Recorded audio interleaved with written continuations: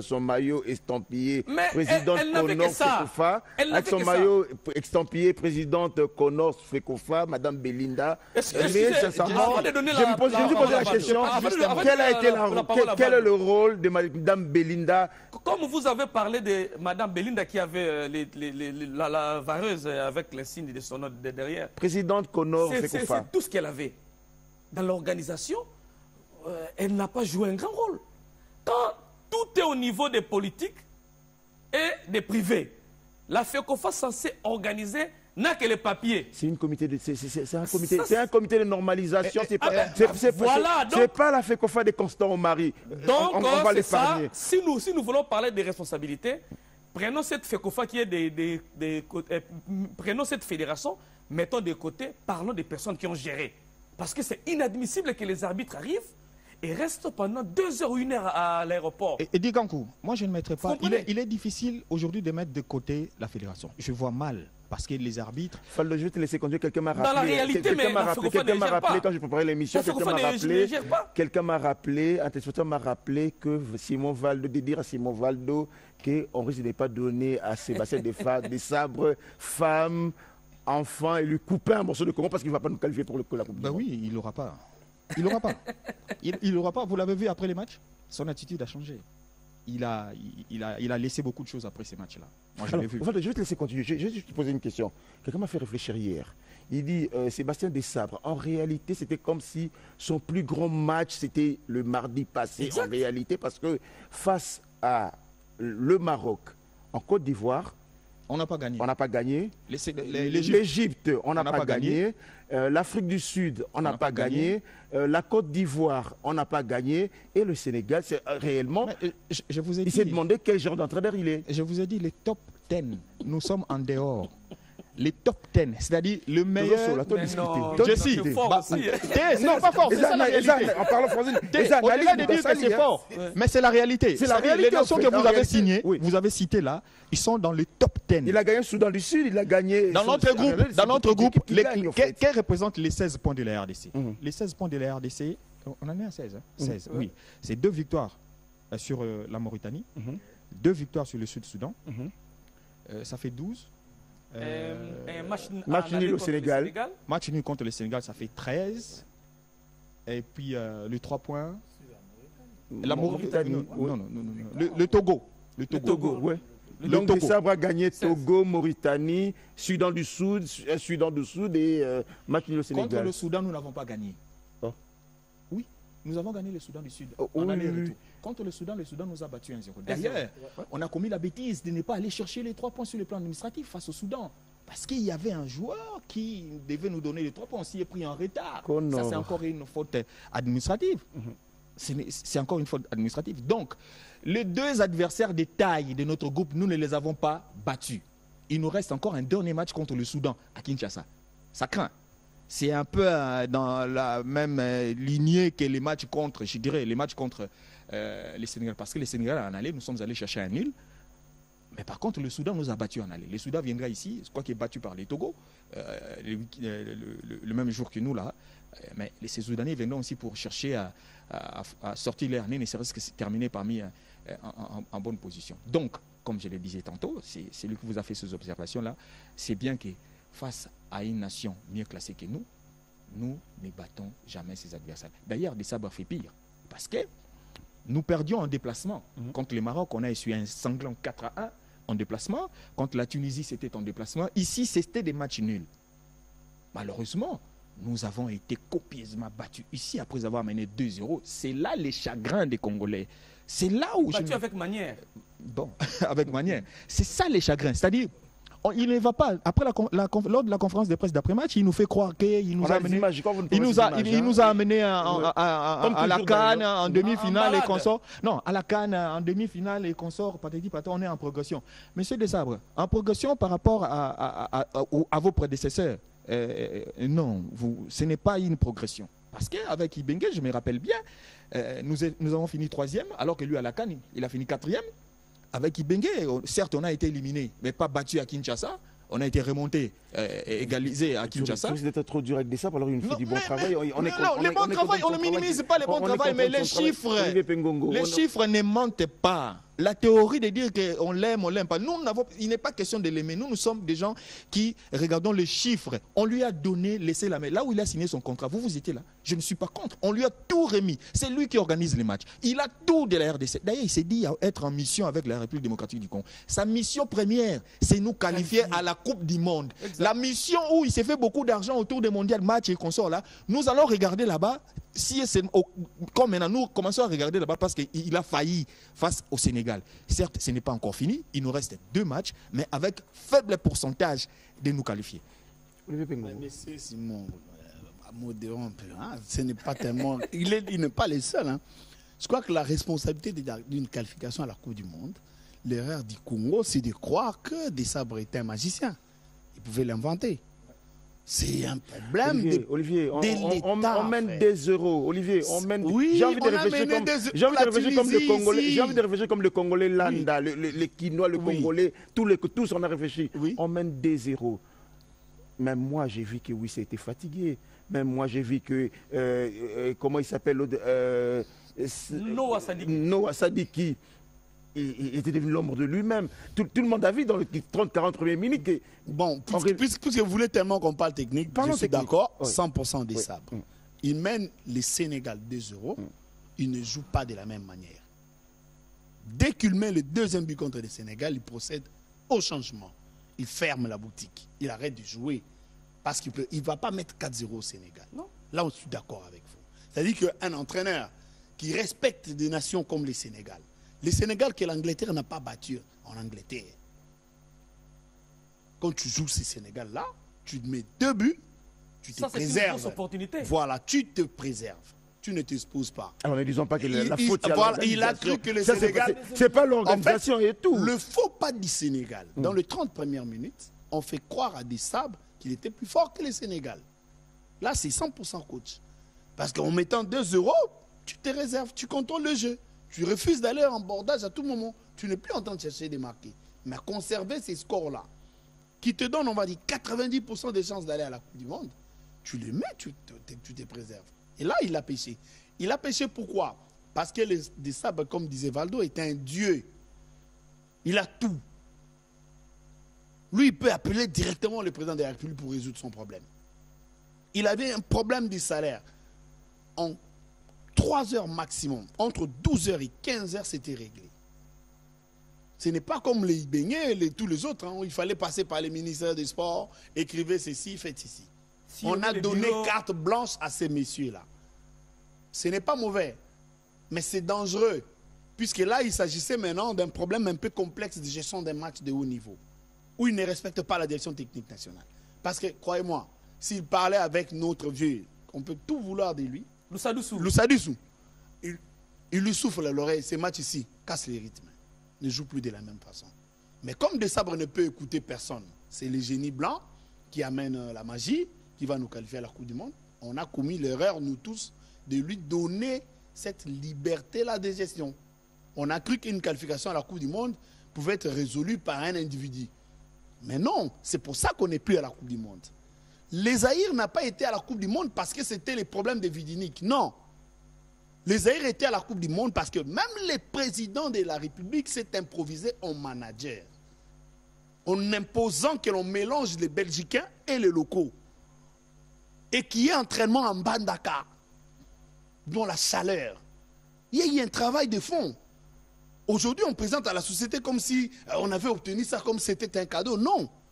Il y a eu un travail. Et ce travail-là ne s'est fait plus depuis 50 ans. Et comme conséquence, on ne peut pas être à la Coupe du Monde. Les États qui sont à la Coupe du Monde, tout le monde est impliqué dans son compartiment. À chacun de jouer sa carte. Donc vous voulez me dire qu'aujourd'hui, les gens ne s'impliquent pas? On a tous échoué. On a tous échoué. Et l'échec, c'est de faire de croire que Desabre avait la magie. Chacun n'a pas joué sa partition. On a laissé à Desabre les aspects qu'il ne pouvait pas contrôler. Lui, il est très tellement technique, il joue comme le jeu des dames, mais il ne contrôle pas les états d'âme. Parce que, comme vous l'avez dit, comme vous n'arrêtez pas de le dire, il arrive, il est blanc, il a peut-être son expérience d'avoir gagné ou essayé de gagner ailleurs, mais le Congo n'est pas un petit pays. Le Congo est aux dimensions d'un sous-continent. Spirituellement fort. Voilà, et quand tu es dans le Congo, tu dois essayer d'harmoniser ton environnement. Qu'est-ce que Desabre fait quand il arrive au Congo? Il appelle tous ceux qui entraînent au Congo, les entraîneurs. Il les réunit dans une salle et il échange avec eux. Il dit, je suis dispo à vous écouter et à voir avec vous ce qu'il faut faire. Là, il était rationnel. Il voulait vraiment comprendre l'environnement de la pratique du football au Congo. Mais une fois gagné 2-3 matchs, assis dans son confort, niet, il coupe la communication, même avec la direction technique nationale. Il ne rend compte à personne. Croyez-moi que dans un État qui se respecte, après un match pareil, il doit être rappelé par la direction technique nationale. Qu'on évalue. Projection du match. Les faits. Qu'est-ce qui a été fait? Qu'est-ce qui n'a pas été fait? Qu'est-ce qui n'a pas été bien fait? Pourquoi vous n'avez pas fait ça? Comment faire pour éviter que l'on retombe? Quand on a peur que l'on soit surpris à domicile ici contre le Soudan, c'est justement parce que qu'est-ce qu'on a appris de l'échec d'hier? Alors, monsieur, on va se dire que le problème aujourd'hui, c'est d'avoir une fédération qui n'existe pas. En fait, ce n'est pas d'avoir une fédération qui n'existe pas. Je parle d'abord du match. Oui. Du match. Pourquoi nous avions perdu? Nous jouons. Non, parce que Pengongo nous dit Desabre ne répond à personne. Desabre n'a pas de chef au fait. Je remonte. Oui. Je remonte. Pourquoi nous avons perdu? D'habitude, quand Desabre joue, Desabre joue avec des milieux défensifs. Il joue avec Piquel, il joue avec Mutusami et il joue avec Bongonda. C'est-à-dire, généralement, il bloque la maison quand il joue des petits pays. Mais quand vous jouez Sénégal, les Sénégalais se sont promenés au stade des Martyrs. Parce que tout le monde, les initiatives sénégalaises venaient au niveau du milieu de terrain. Parce qu'il n'y a pas du répondant. Non, mais dit, on doit avouer. Idrissa Gana Gueye n'a pas d'égal en Afrique. Mais c'est ça que j'ai dit. N'a pas ce niveau-là. Quand vous avez, cette trempe-là, on quand vous l'avez dans l'équipe sénégalaise. Ça va nous bouffer. Mais c'est ça que j'ai dit. Quand vous l'avez dans l'équipe sénégalaise. Mais oui. Quand vous l'avez dans l'équipe sénégalaise. Mais au niveau des RDC, vous mettez quoi? Vous ouvrez? Non. Non, fermé. Vous ne jouez pas avec Noah Sadiki? Non. Quand vous avez un Thibault sur les bancs qui sait jouer à la défense, la gestion du match par Desabre est à la base de l'échec face aux Sénégalais. Nous avions eu une grosse opportunité, déjà après 36 minutes, de mener 2-0. Une grosse opportunité devant une équipe sénégalaise. À la pause, jouer avec des défensifs. Desabre a pris du temps pour opérer des changements. Pendant que nous, on n'était plus dans les matchs, oui, ça a été très fatigué. Mais chacun, il y avait beaucoup de données. Et j'ai pensé d'ailleurs que les changements... Il s'est même perdu dans ces changements. Exactement. Il s'est perdu. Meshak Elia qui était encore dans les matchs. Et oui, c'est qui était trop fatigué. Trop fatigué. Les deux buts, je félicite les deux buts de Bakambu, mais vous allez voir que quand Bakambu perd, la balle, c'est le but. Quand Bakambu perd, défensivement, le football actuel, vous devez jouer avec NSND, qui est d'abord le premier défenseur de l'équipe nationale. Il empêche la défense adverse de progresser. Mais Bakambu est bon quand il a balle au pied. Sadi qui est bon quand il a balle au pied. Et quand ils perdent, défensivement, ils sont faibles. Vous laissez la charge à Mutusami qui a contrôlé pratiquement tout le milieu de terrain. Il sera fatigué. Il ne saura jamais porter le poids des matchs face aux Sénégalais. Papa, c'est le Sénégal. Donc, sur le plan de l'échec sur terrain, l'entraîneur est responsable du numéro 0-0. Mais le pire, il s'explique à lui-même. Donc tout ce qu'il a dit en conférence de presse, c'est-à-dire qu'il ne rend compte à personne. Maintenant, vous parlez de la Fédé. Notre fédération est fragilisée en termes de gestion des matchs parce que notre FECOFA ne gère plus rien. Et la FECOFA ne sait rien poser la question à Desabre. On va prendre une minute, on va écouter Desabre. Une minute, on va écouter Desabre. Je sais que ça va t'énerver, oui c'est bon. Non. Une minute, on va écouter Desabre. Une minute, on écoute Desabre. Après le match, on l'écoute.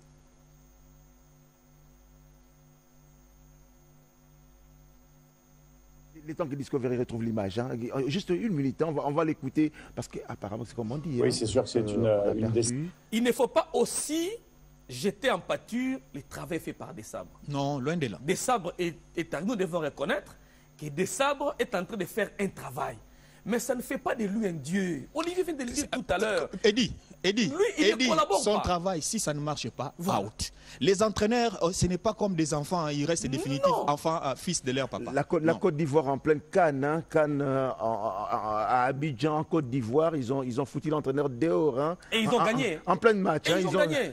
on rappelle, la Côte d'Ivoire a foutu l'entraîneur dehors en pleine Cannes et ils ont gagné la Cannes. Regardons, on va écouter des sabres après le match.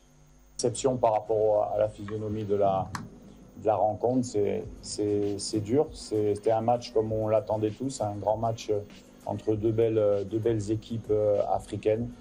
Le match a tenu ses promesses. Malheureusement, ça n'a pas tourné en notre faveur, malgré le fait qu'on ait eu 2 buts d'écart. Il y a eu beaucoup d'occasions dans ce match. On a eu beaucoup d'occasions. Le Sénégal également, mais la réalité c'est qu'ils ont marqué un but de plus que nous, donc il faut féliciter l'adversaire.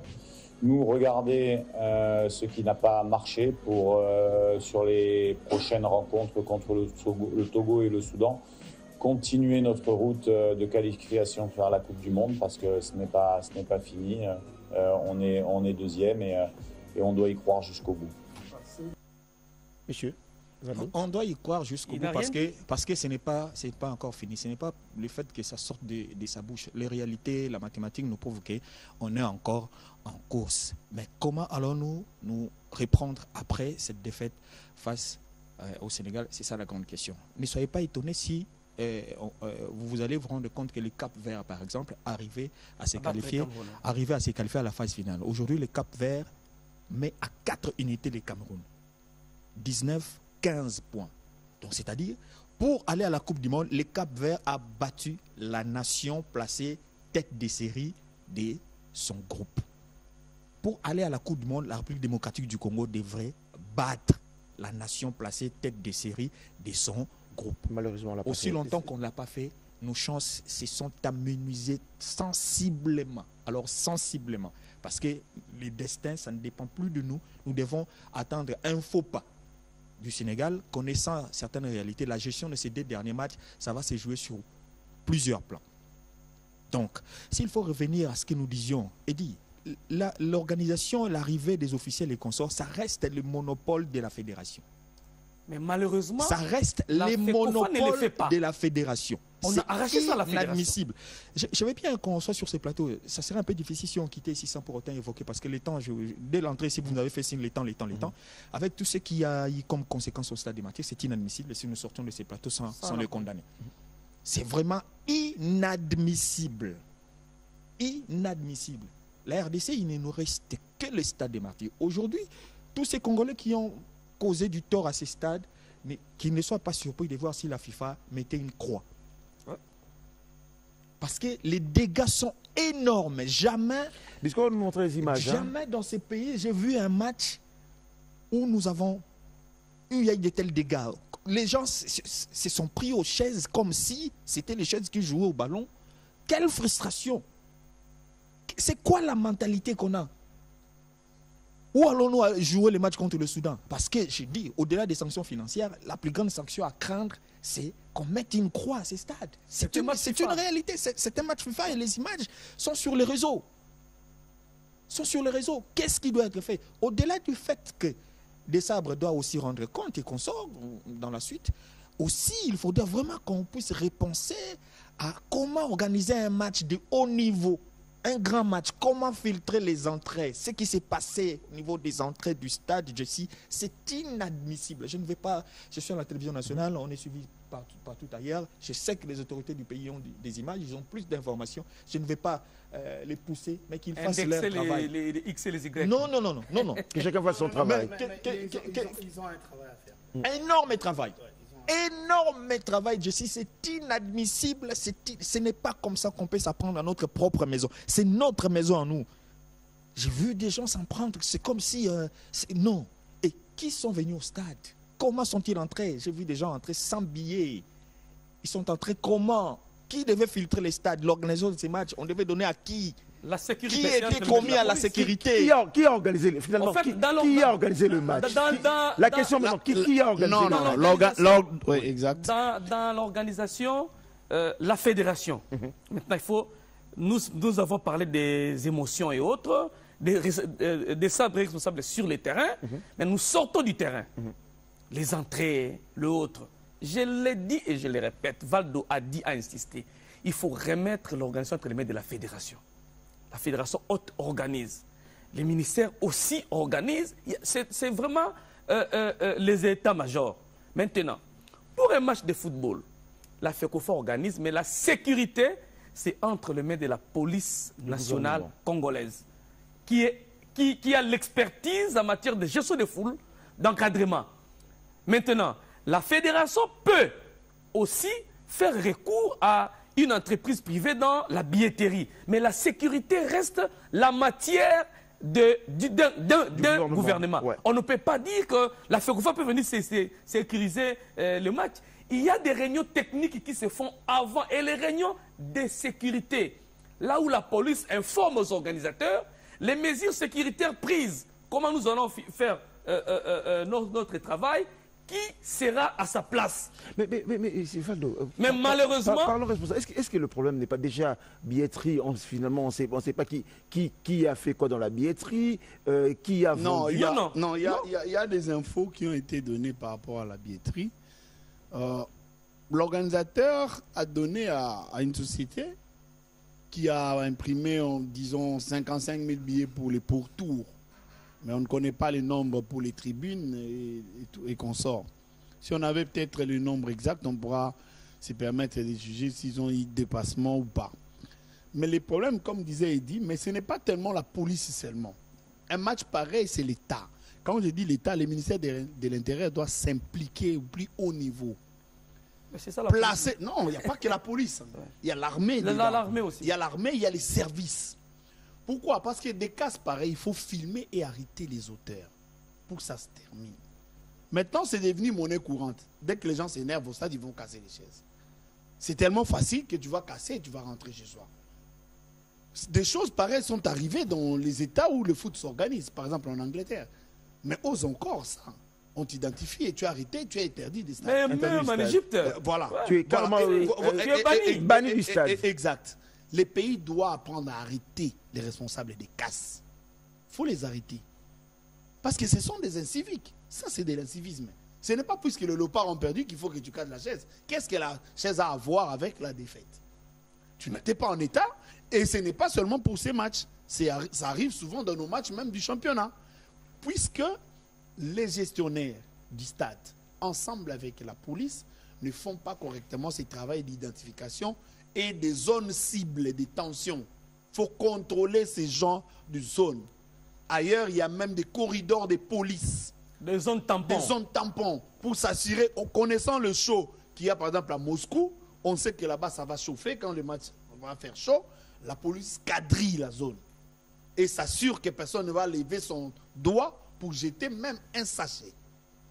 Et ces policiers-là ou ces militaires-là ne regardent pas les matchs.